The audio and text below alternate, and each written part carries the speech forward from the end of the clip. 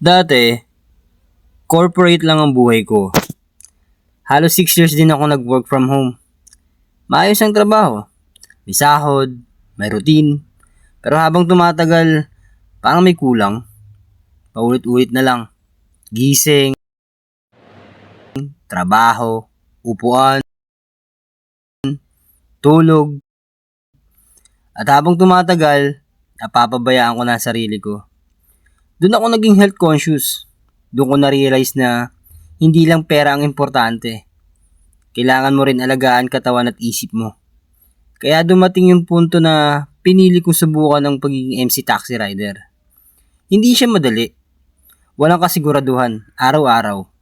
Minsan malakas, minsan matumal ang kita, mainit, nakakapagod.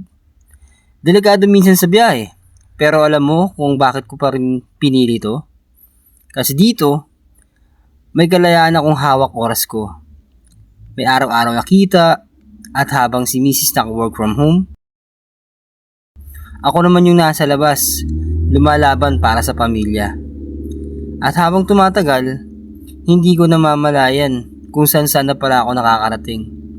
Mga lugar na dati nakikita ko lang sa internet, ngayon nababaybay ko na.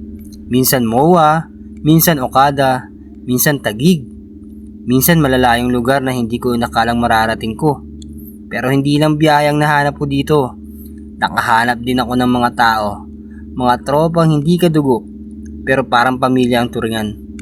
Sa PTEX, sa ilalim ng puno ng alateris, doon nabuo yung samahan. Mga rider na pare-parehong lumalaban sa buhay. At habang tumatagal, mas lalo kong naiintindihan na minsan, hindi mo kailangang manatili sa dating mundo mo para maging masaya. Minsan, kailangan mong sumugal, lumabas sa comfort zone.